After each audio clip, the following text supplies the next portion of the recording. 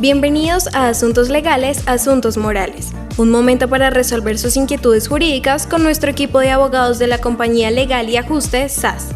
Comencemos.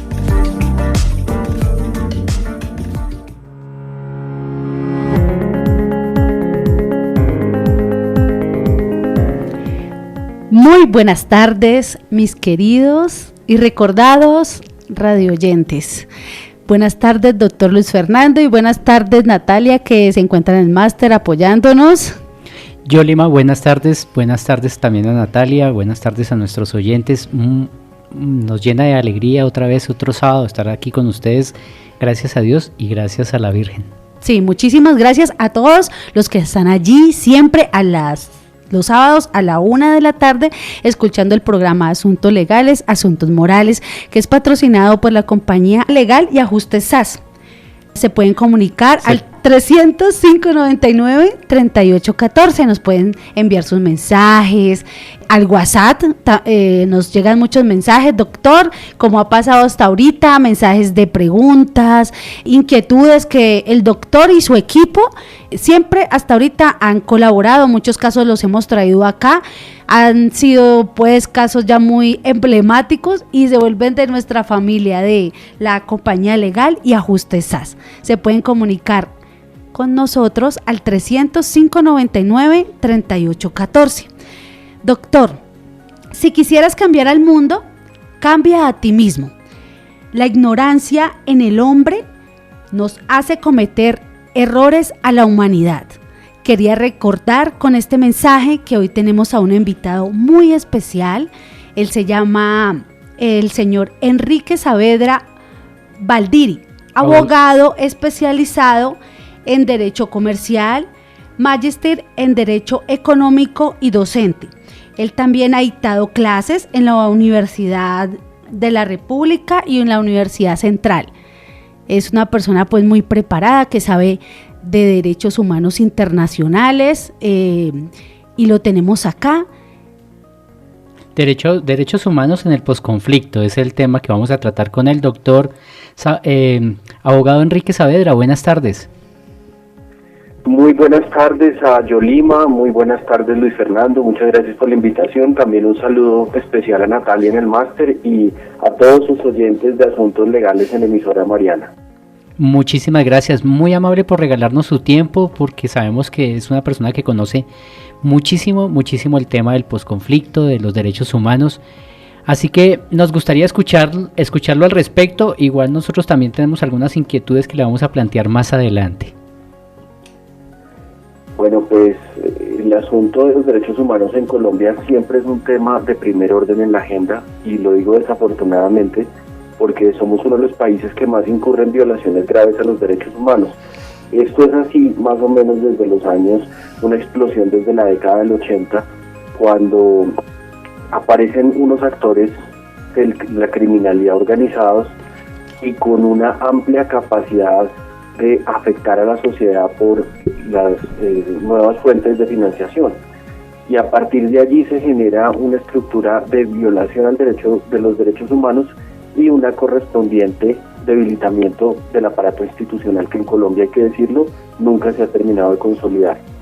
Y a partir de allí surgen teorías políticas, teorías históricas, surgen también debates y discusiones académicas en la cómoda Bogotá, pero no se entiende el problema, y el problema no es político, el problema es un problema de unos incentivos hacia la criminalidad que hay en Colombia, de unos discursos que siempre se pueden amoldar a uno o a otro grupo según las conveniencias, pero en últimas lo que tenemos es una carencia de Estado de Derecho y tenemos una exacerbación de grupos al margen de la ley y de actores individuales empoderados en la actividad criminal como una empresa. Y cuando esto es así, pues entramos a debates que el país creo que le falta mucha madurez política y democrática, porque terminamos hablando de si es la izquierda, si es la derecha, si es que la guerrilla es un grupo que realmente merezca beligerancia, si los paramilitares son malos. Aquí lo que menos importa son las banderas políticas, si el acuerdo de paz era para reconciliar a los colombianos, que nunca hemos estado en guerra civil desde en el siglo XX, y en el XXI nunca hemos estado en guerra civil. Así que no sé, hay muchas personas jóvenes que nos escuchan y dicen, ¿cómo así que no hemos estado en guerra civil? Eso le iba a preguntar, doctor. Pero, ¿no hemos estado en guerra civil? Yo pensaba todo lo contrario. Es que nos confundieron, nos desinformaron. Y aquí ya empecé tocando cuál es el problema de base. El problema de base es que no se ha construido Estado de Derecho. Y cuando no se construye Estado de Derecho, usted no puede pensar distinto porque lo matan, porque no hay un Estado que lo proteja. Entonces se inventan que hay una guerra civil cuando lo que hay es una acción de los grupos delincuenciales y un debilitamiento del Estado de Derecho. Es lo mismo que estamos viviendo desde Pablo Escobar, lo vivimos con la narcoguerrilla de las FARC, con los grupos paramilitares en los 90, y entonces nos dicen que eso es guerra. O sea que tenemos que convenir que si un barrio de Bogotá donde nos escuchan tienen una banda de atracadores muy bien estructurada, muy bien fortalecida, con unos carros muy buenos que se han robado, y ellos están entrando a los conjuntos como apartamenteros, están en guerra civil contra los habitantes del conjunto donde entran. No, señor, es un fenómeno de criminalidad y es más, a ver, es más sencillo de lo que se piensa, pero más difícil de combatir que lo que hemos hecho hasta ahora como sociedad. No sé pero si quieran que... doctor, de pronto no haber hecho el proceso de paz con las FARC y también con los paramilitares, ¿no es una forma de desescalar el conflicto? Porque definitivamente tampoco el Estado estaba en capacidad de vencerlos militarmente, es lo que yo entiendo. Sí, o sea, no, cualquier fórmula que conduzca a desescalar la confrontación que hay, y sobre todo a permitir que más personas vivan tranquilas, hay que intentarla. Pero el problema es que se quiere vender como la solución de fondo algo que son pañitos de agua tibia. Sí, el problema es que en Colombia no hay una justicia penal clara. Por ejemplo, tenemos una ley que es la ley de desestructuración de organizaciones de grupos armados organizados, que se dictó en el año 2018, si no estoy mal. Me parece que es un buen avance. ¿Para qué? Para que se busque una solución. Los penalistas alemanes llamaban el puente de oro, cuando el agente ilegal que está en una estructura criminal encuentra que el Estado le da una mano para poder desarticular y él salir de la criminalidad y poder tener una bienvenida generosa de la sociedad civil. Eso siempre es bueno, siempre y cuando delate y entregue los frutos del delito, pero el problema en Colombia es que se ha vendido eso como que es un problema de odios entre los colombianos, que tenemos que reconciliarnos, y aquí no estamos divididos, aquí no estamos en el caso de la Yugoslavia, no estamos en el caso de Ruanda, donde estaban los tutsis y los hutus, y cada uno quería hacer su estado. No estamos en el caso de, por ejemplo, Sudán del Norte y Sudán del Sur, que Sudán del Sur es el estado más nuevo que existe en la comunidad internacional, porque en 2018 obtuvo su independencia, porque había un régimen que era un régimen musulmán fundamentalista en el norte que quería someterlos, y ellos son de otra identidad distinta, religiosa. Entonces aquí no estamos en ese problema. Abogado Saavedra, sí. Si le estoy entendiendo bien, lo que quiere decir es que tendríamos que haber fortalecido las fuerzas militares y haber combatido a esos grupos sin ceder. Pues es que tiene que haber una acción contundente del Estado de Derecho para promocionar que los ciudadanos vivan dentro de la legalidad, y al mismo tiempo tiene que haber una oferta generosa para que quienes están en el crimen por diferentes motivos puedan volver a la sociedad civil y tengan garantías y tengan... Acuérdense que aquí los economistas hablan mucho de que el ser humano responde a incentivos. Sí. Entonces, esos incentivos de desmovilización, esos incentivos de hacer pactos con regímenes, bien sea justicia ordinaria o justicia especial, para que informen sobre el modus operandi de la banda criminal, ayuden a delatar a los principales responsables, debe merecer unos estímulos. Pero lo que no podemos hacer es seguir en una discusión de que... ¿Saben cuál es el problema? Que los derechos humanos se han politizado. Ese es un problema muy grave. Y se han politizado con un sesgo hacia la izquierda. Sí, eso siempre lo he entendido así. Quien habla de derechos humanos, uno de una vez piensa que es una ONG o una persona de izquierda. Pareciese que nos quieren vender que la derecha tiene libertad para violar los derechos humanos, o por lo menos que ese es el pensamiento. Yo creo que esa es una forma de dividirnos. es una manera, y sobre todo, pues que nos dividan, es una estrategia, nos parece muy vaga, muy rastrera, pero bueno, como estrategias politiqueras hay en todo y con intereses electorales. Pero el problema es que están desprestigiando los derechos humanos, y eso sí es peligroso, porque los derechos humanos son de los seres humanos. No importa su nacionalidad, no importa su raza, no importa su sexo, no importa su identidad o pertenencia a un grupo ideológico, son derechos humanos. Y ese es el problema que realmente se está viendo, porque quienes hablan, hacer política en un país democrático en época electoral o no electoral es totalmente válido. Lo que no es válido es abrogarse la representación de derechos humanos para hacer política mediante la careta de una ONG. Entonces, claro, hay algunas barbaridades de los paramilitares que por supuesto son condenables, que las condenan con ahínco, y hay otras cosas de la guerrilla que dicen que en aras de la reconciliación, cuando, repito, no hemos estado en guerra civil. La última guerra civil fue, para los que les interesa la historia, la guerra de los 1000 días, ni siquiera que terminó en 1902. Empezó esta guerra de los 1000 días en 1899 y fue entre los liberales y los conservadores.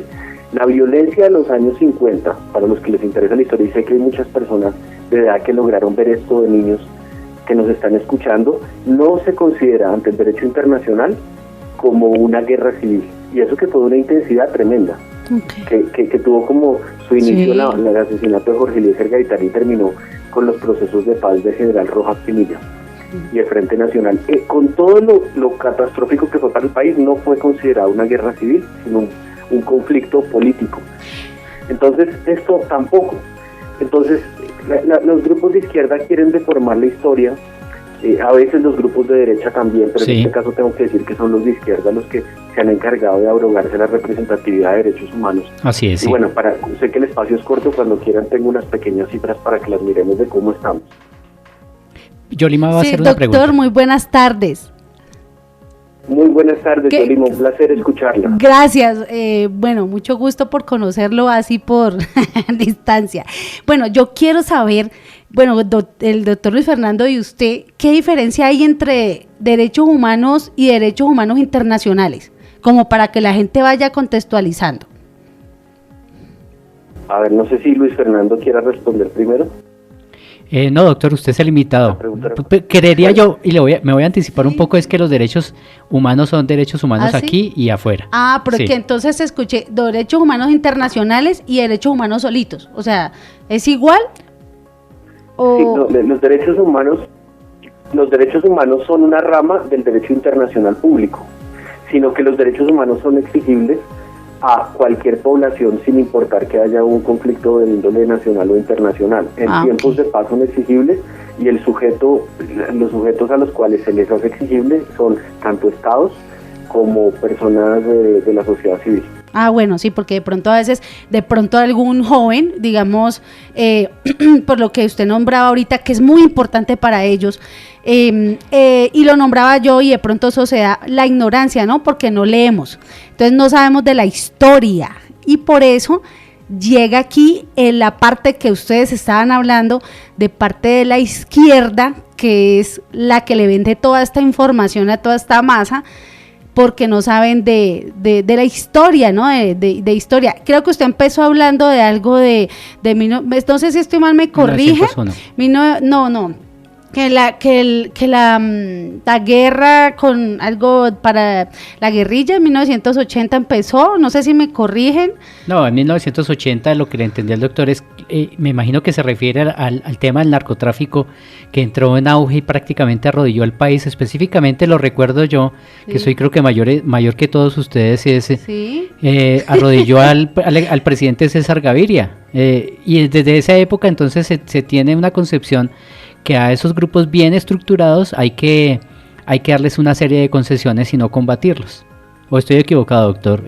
Abogado Saavedra. No, eso es, o sea, los grupos armados empezaron en 1964, las FARC y el ELN, y también hubo otros grupos que ya pues, no existen, pero esos fueron los dos principales. En los años 80 es cuando se da la dinámica de que aparecen los cultivos de coca. Sí, sí. ¿Cómo empiezan estas organizaciones?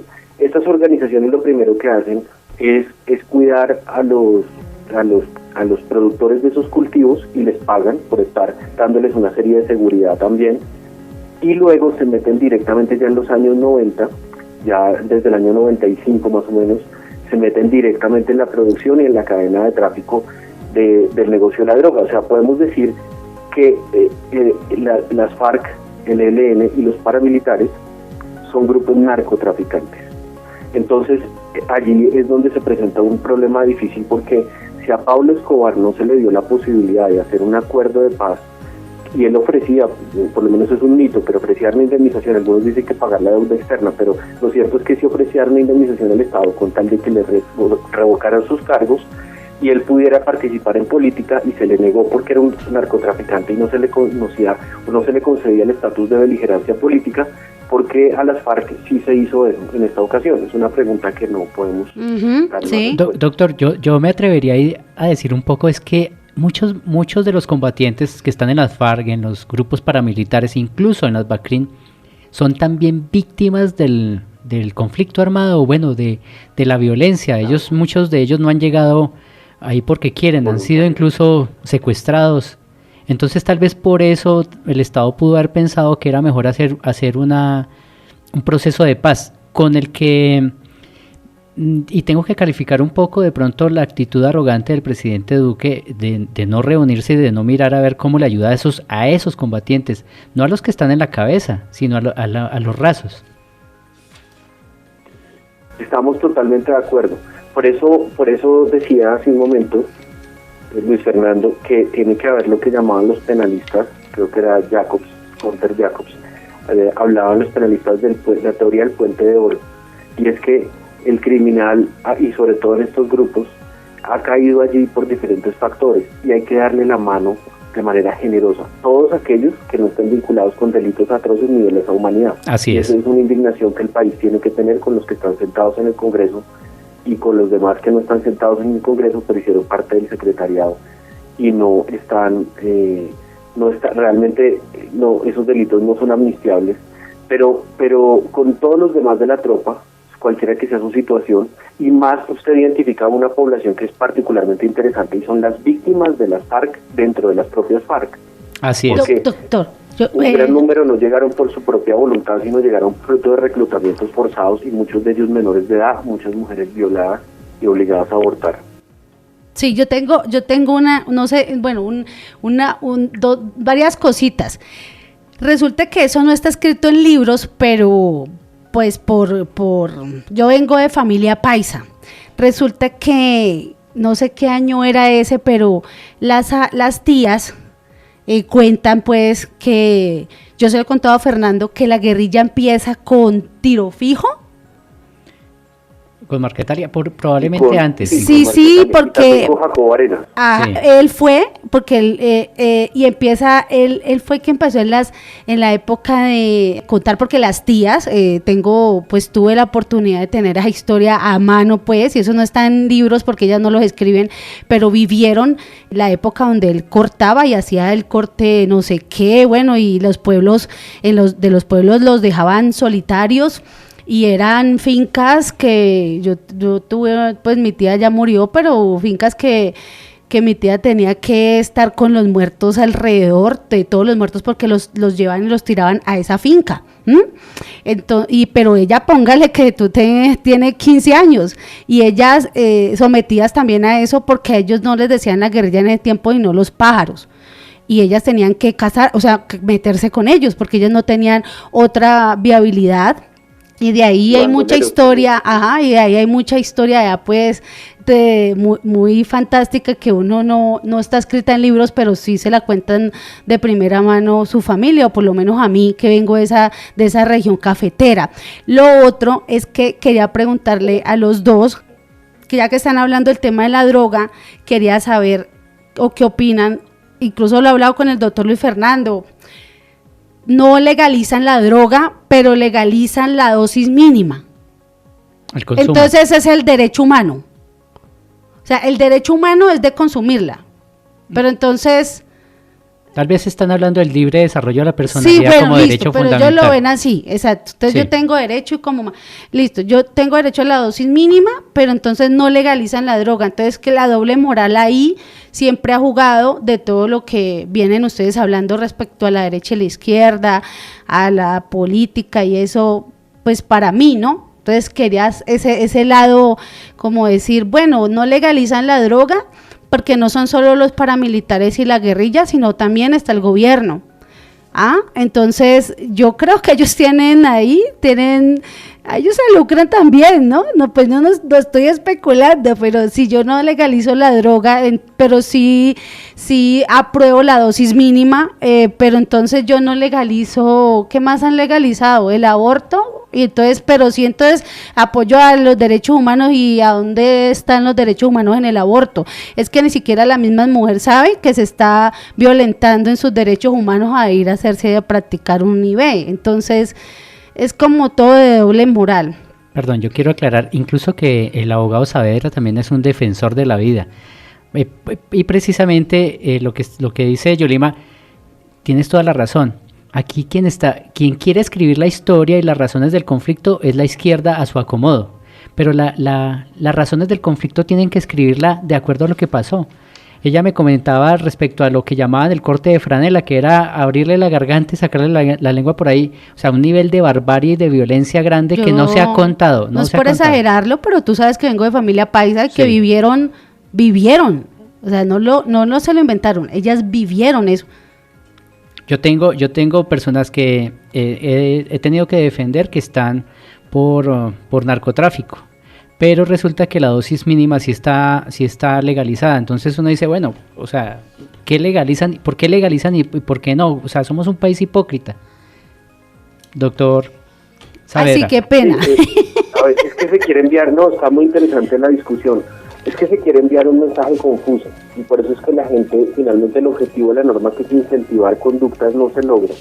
El mensaje es, la droga es negativa no solo porque genera un problema en la salud de las personas, un problema de salud pública, sino también porque financia los grandes crímenes de alto impacto como es el terrorismo y otros relacionados, la trata de personas. Eso sí es la verdad. No, tras de todo, detrás del narcotráfico hay de todo. Pero si viste lo que si la droga genera todo esto, entonces ¿por qué le aprobamos a los jóvenes la dosis mínima? Para acabarlos de, como me dijo yo quisiera decir una cosa y es que, a ver, estamos viviendo un correctismo político en el cual hay que defender unas tesis para quedar bien en los círculos sociales, y son tesis que son incoherentes, como lo acabas de señalar. Entonces, por ejemplo, ¿cuál es el razonamiento de estas personas? El razonamiento de estas personas es, usted no puede criminalizar al consumidor porque el consumidor es un paciente, realmente está enfermo, está mal, pero es que nadie ha dicho que nunca dentro de los códigos penales, dentro del narcotráfico está toda la cadena de producción y distribución, pero no el consumidor final, y nunca se ha propuesto esa cosa. Lo que se ha propuesto es no legalizarlo en el sentido de que el consumo de narcóticos se siga considerando no como un delito, sino como una contravención de policía. Defiende que no se incentive y se proteja a la comunidad. Piensen ustedes en un parque y están los niños en el carro oliendo la marihuana, oliendo la cocaína del consumidor al que se le está protegiendo el libre desarrollo de la personalidad, pero no los derechos a la salud y sana de los bebés y de los demás, y de los ancianos. Sí, no, eso pasa. Pulmonares.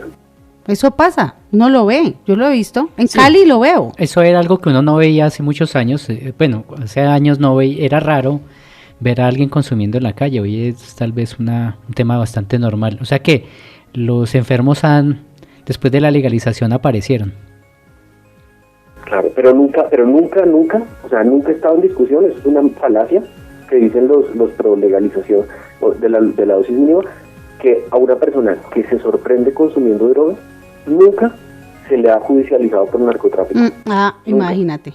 Y otra cosa, otra cosa que iba yo a decir, el doctor Fernando, y es bueno de lo que defienden a los paramilitares, porque a unos les va tan mal que a otros, porque es que a otros hay unos paramilitares que uno los ve que viven en zona rural, en unas fincas divinas.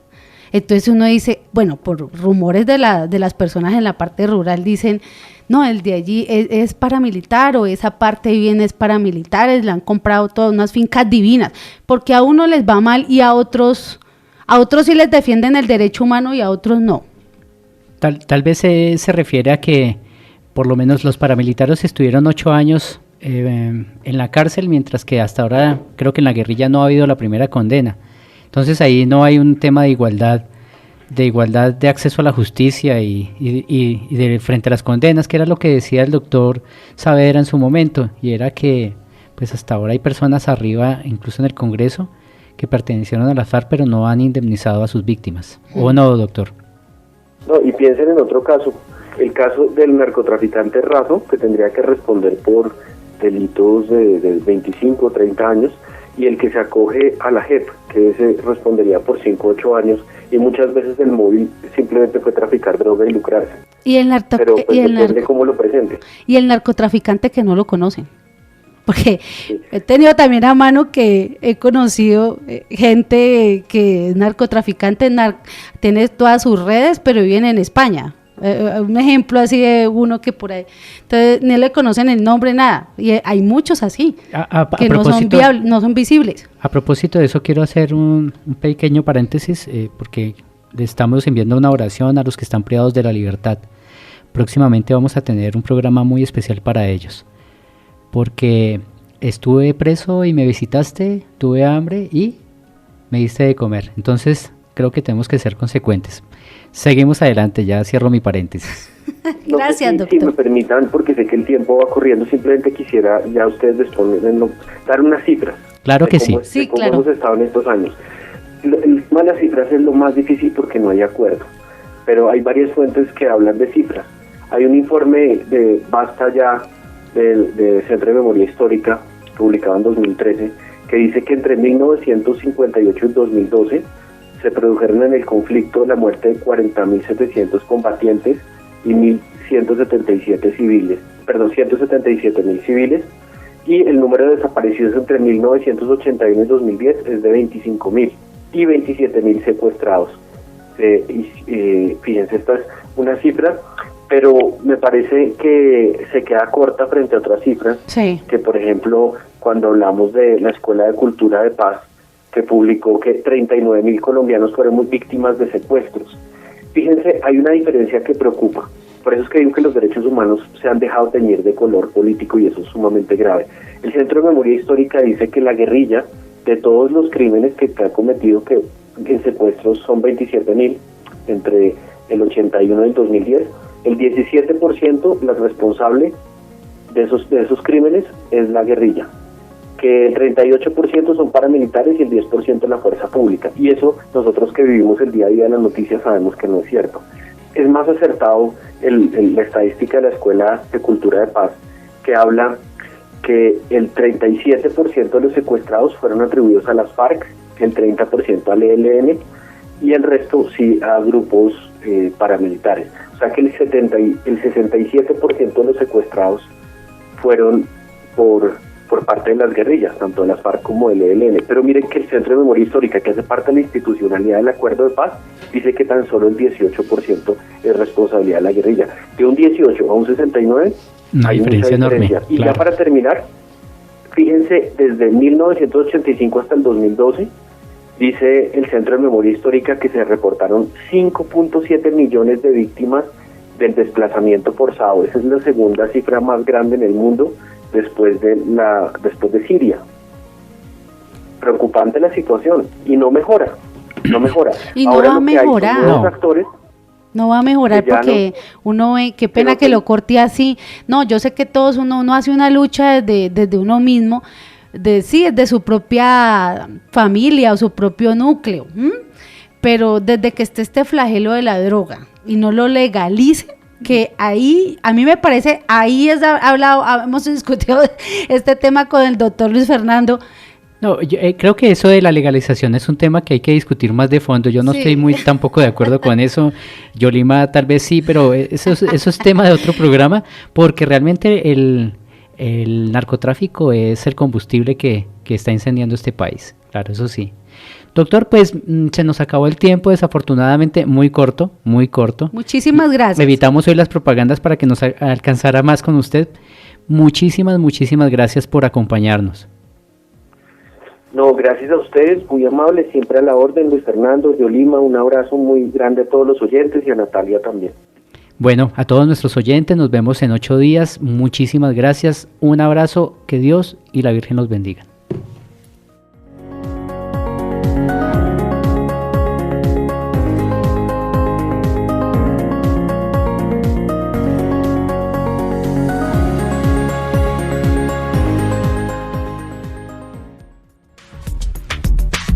¿Necesitas asistencia legal en asuntos laborales, de familia, comerciales, penales, de seguros y de reorganización empresarial? Sintonízate con nosotros en Asuntos Legales, Asuntos Morales, un espacio para resolver tus inquietudes jurídicas. Sábados a la 1 de la tarde. Si quieres, envíanos con anticipación tus temas de consulta a nuestra línea 300-599-3814. 300-599-3814. Asuntos Legales,